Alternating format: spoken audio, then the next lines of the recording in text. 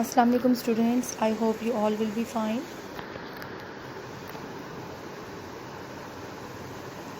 Dear students, today we are going to discuss about the third application of contraction and expansion of solids, which is a fixing axle into the wheel. Before going to start how the wheel expand or contract axle, we should know about what is axle. Axle is a rod passing through the center of the wheel, as you can see in the diagram. Wheel is a circular object that revolves on an axle and in a fixed below a vehicle or other object to enable it move easily over the ground. Axle आपके सामने एक rod है students, you can see in the diagram, और उसके ऊपर क्या है, wheel है, जिसके सेंटर, ये व्हील के सेंटर में से जो रॉड जा रहा है ये क्या एक्सेल है. एक्सेल जैसे जैसे मूव करता है तो व्हील भी मूवमेंट में आता है. तो जो व्हील है वो क्या होता है, एक सर्कुलर ऑब्जेक्ट होता है जो कि एक्सेल की वजह से रिवॉल्व होता है. और व्हील आप सबको स्टूडेंट्स पता है, एज यू नो, कि कहाँ कहाँ व्हील अटैच होते हैं. जितने भी व्हीकल्स होते हैं और अदर जो मूविंग ऑब्जेक्ट्स होती हैं उनके साथ क्या अटैच किए जाते हैं, व्हील्स. तो अभी एक्सेल और व्हील, एक्सेल एक रॉड होता है जो कि व्हील में से पास होता है. जी स्टूडेंट्स, इसी तरह से आपके सामने एक और डायग्राम डिस्प्ले है जिसमें आप देख सकते हैं कि एक एक्सेल जो है, जो आपके सामने एक ये वेल है, उसमें से ये दोनों एक सिंपल, बेसिकली इन्हें हम कहते हैं दे आर सिंपल मशीन्स, जिसे आप लोगों ने अपनी 7th क्लास में भी पढ़ा होगा. मैनी डिफरेंट सिंपल मशीन्स होती हैं, उनमें से जो व्हील और एक्सेल ये भी एक सिंपल मशीन है. ये किस लिए काम आते हैं, basically they move the things faster, चीज़ों को तेज़ करने के, चलाने के लिए काम आते हैं. जैसे कि the wheel and the axle are use for making movable things. For example vehicles होती हैं जितनी भी, और ये रोलर स्केट्स, कार्ट्स, इन सब के साथ क्या अटैच होते हैं, व्हील्स होते हैं. और व्हील्स जो होते हैं वो किसके साथ जुड़े होते हैं, एक्सेल. उनके अंदर एक्सेल उनके सेंटर में से पास आउट हो रहा होता है, जो कि उन्हें एक तो एक्सेल लोड उठाने के भी काम आता है, और व्हील जो होता है वो क्या करता है, मूव करता है. तो इन दोनों की वजह से जो भी ऑब्जेक्ट है वो क्या करता है, आगे से मूव करता है. यानी कि एक्सेल लोड उठाता है और व्हील क्या करता है, मूव करता है.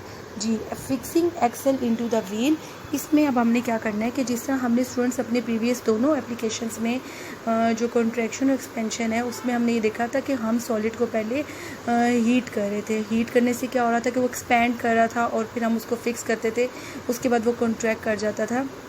ये सारा प्रोसेस था. लेकिन इसमें हमने क्या करना है, इसमें हमने सबसे पहले एक्सेल को हमने उसको एक सर्टन टेम्परेचर पे, एक हाई टेम्परेचर पे पहले हम उसको कूल करेंगे. जब हम उसको कूल करेंगे तो उसके बाद उससे क्या होगा कि वो कॉन्ट्रैक्ट हो जाएगा. उसके बाद हम इसको एक्सेल में एंटर करेंगे और फिर जब वो नॉर्मल टेम्परेचर उसको देंगे तो वो दोबारा से जो है आपका एक्सेल अपने नॉर्मल टेम्परेचर में नॉर्मल हो जाएगा, यानी कि कॉन्ट्रैक्ट होगा और वो फिर उसमें फिक्स हो जाएगा. Now I am going to read fixing axle into a wheel. This method is mostly use to fit in axle of the train wheels. ख़ास तौर पे ये जो ट्रेन के व्हील्स होते हैं उसके साथ ये प्रोसेस होता है. In this method contraction is use instead of thermal expansion. इसमें हम क्या करते हैं, हम कॉन्ट्रैक्शन जो होता है वो यूज़ करते हैं इंस्टेड ऑफ थर्मल. हम थर्मल मीन्स हम हीट देके उसको गर्म नहीं करेंगे, हम उसको कॉन्ट्रैक्ट पहले करेंगे. The diameter of the axle is slightly larger than the hub of the metal wheel. Metal wheel, hub का मतलब होता है जो होल, जो व्हील के अंदर आपको सेंटर में होल नज़र आ रहा है वो एक मेटल का व्हील है, उसका हब है. और जो एक्सेल है वो बड़ा है, व्हील का होल छोटा है. The axle is place in the liquid solution which is below -196 degree temperature. Students, जो लिक्विड नाइट्रोजन होती है ये एक कूलिंग एजेंट है. इसके अंदर हम रख के -196 डिग्री पे इसको हम कूल करेंगे. The axle cools and contract. It is then inserted into the hub of the wheel and is allowed to come at a room temperature. At the room temperature, axle expand and fits into the wheel tightly. अब क्या होगा कि जब हम Excel को cool कर देंगे nitrogen के सोल्यूशन में, जो कि लिक्विड सोल्यूशन है, -196 डिग्री पे, और ये क्या होगा कि ये कॉन्ट्रैक्ट हो जाएगा.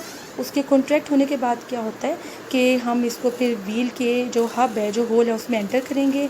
क्योंकि होल जो है वो छोटा है तो कॉन्ट्रैक्ट होने से वो उसका साइज़ स्मॉलर हो जाता है.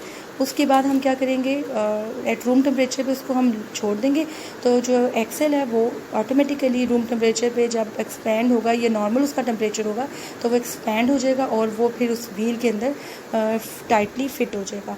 जिस तरह कि आप अपने सामने डायग्राम में भी देख सकते हैं, बिफोर कॉन्ट्रैक्शन से पहले जो था एक्सेल, उसका साइज़ आपको बड़ा नज़र आ रहा है, और उसको फिर जो व्हील के सेंटर में होल है, after contraction into the liquid solution किसका हमने लिया, नाइट्रोजन का, जो कि कूलिंग एजेंट होता है, और हमने कितने डिग्री पे लिया, -196 डिग्री टेम्परेचर। जैसे आप देखें आपके फ्रिज का जो टेम्परेचर होता है फ्रीजर्स का, वो होता है 5 डिग्री माइनस या 4, तो कितना वो उसमें भी देखें सब कुछ कितना कूल होता है, लेकिन इसमें -196 डिग्री लेना। अब आपके सामने जो डिस्प्ले डायग्राम आप देख सकते हैं ट्रेन की है, और वहाँ पे आपको व्हील्स भी नज़र आ रहे हैं दोनों, और सेंटर में से जो पास हो रही है वो क्या हो रही है, एक्सेल हो रही है। और इसकी वजह से ही जो ट्रेन है उसके जो व्हील्स हैं वो किस में आते हैं, मूवमेंट में आ जाते हैं। इसी तरह से जो कार्स हैं या कार्ट होते हैं, जो जिस तरह मैंने अभी आपको कल भी दिखाया था आपको एग्जांपल में, उनमें भी इसी तरह से एक एक्सेल पास हो रहा होता है, और वो किस लिए होता है, व्हील्स को वो इसलिए पास आउट हो रहा होता है ताकि जो व्हील्स हैं उनको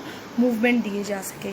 जी स्टूडेंट्स, आई होप के today you will understand all the lectures. Okay students, take care, अल्लाह हाफिज़।